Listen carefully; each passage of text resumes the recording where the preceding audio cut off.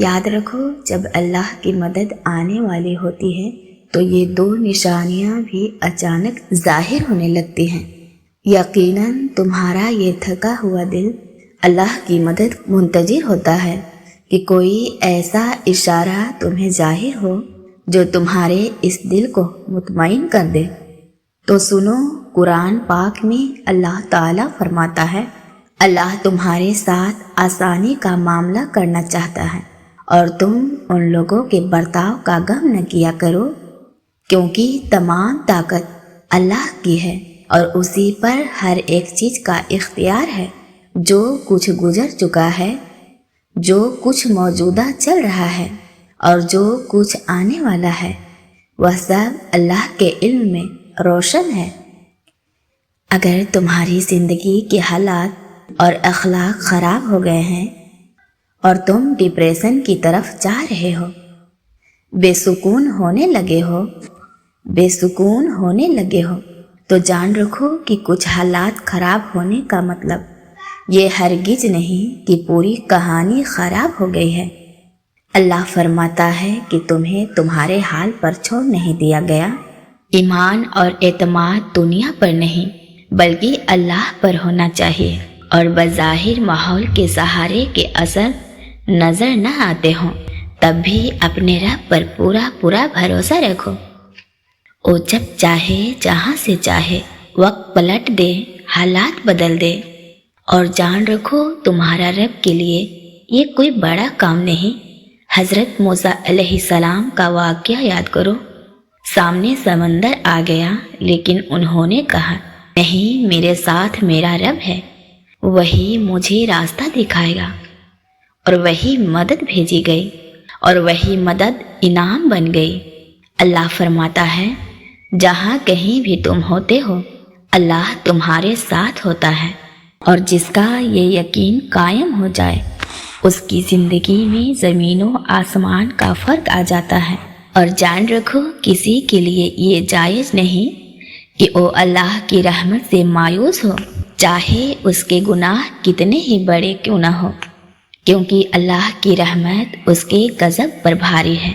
نبی کریم صلی اللہ علیہ وآلہ وسلم نے فرمایا، تم میں سے ہر ایک اپنی ساری حاجتیں اور ضرورتیں اپنے رب سے مانگے، یہاں تک کہ اگر جوتے کا فیتا بھی ٹوٹ جائے تو وہ بھی اپنے اللہ سے مانگو، کیونکہ تمام طاقت اللہ کے پاس ہے۔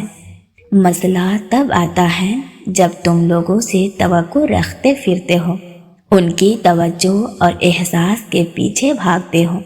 یاد رکھو لہروں کے ساتھ لاشیں بہتی ہیں، تیراک نہیں، میرا رب فرماتا ہے۔ اور جن لوگوں نے اللہ کو چھوڑ کر دوسروں کو اپنا مددگار بنا لیا ہے ان کی مثال مکڑی جیسی ہے، وہ بھی گھر بناتی ہیں لیکن سب سے کمزور گھر مکڑی کا ہوتا ہے۔ کاش تم جانتے کہ اللہ کی مشیت ساری تدبیروں پر غالب ہے، اور اللہ نے جو چیزیں تمہارے لیے بنائی ہیں وہ تمہیں تلاش کر رہی ہے، لیکن تم نے اپنی زندگی کے سکون کے لیے ہر وہ چیز تلاش کی، خریدی جسے تم نے ضروری سمجھا، مگر اللہ کے فضل کو تلاش نہیں کیا۔ اگر اللہ کی مدد چاہتے ہو تو اللہ کی امان تلاش کرو، جہاں تمہارے لیے راحتوں کا خزانہ ہے۔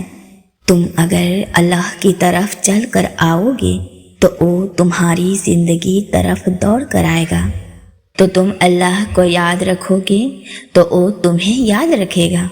لیکن اگر تم اللہ سے بے پرواہ ہو کر کسی اور سے مدد کی امید لگاؤ گے تو اپنا ہی نقصان کر بیٹھو گے، کیونکہ اللہ تعالیٰ فرماتا ہے، یہ دنیا اور اس کے سہارے تمہارے کسی کام نہیں آئیں گے، تمہارا رب ہی سچا سہارا ہے۔ اگر یہ یقین ہے تو اللہ پر یقین ہے، اور اگر یہ نہیں ہے تو تمہارا یقین بس سہاروں پر ہے۔ یاد رکھو تم اپنی زندگی میں حقیقی کامیابی تبھی حاصل کرو گے جب اپنے دل میں اللہ کے لیے سب سے بڑی جگہ رکھو گے اور اس پر گہرا یقین کرو گے، تو اللہ بھی تمہارے لیے بہترین وسیلے بنا کر तुम्हारी मदद का इंतज़ाम करेगा। अल्लाह की मदद के कुछ असर ऐसे भी होते हैं जो हमें अचानक महसूस होते हैं। अगर तुम्हें लगने लगे कि तुम्हारा दिल सिर्फ रब से जुड़ गया है और मदद की उम्मीद भी सिर्फ उसी से है, तो ये इस बात की निशानी है कि उस रब ने तुम्हारी फरियाद सुन ली है।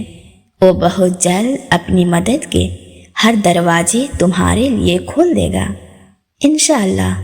मेरी दुआ है अल्लाह आप सब का हामी व नासिर हो। अगर ये वीडियो अच्छी लगी हो तो कमेंट में ज़रूर बताइएगा, वीडियो को लाइक कीजिएगा और चैनल को सब्सक्राइब भी ज़रूर कीजिएगा।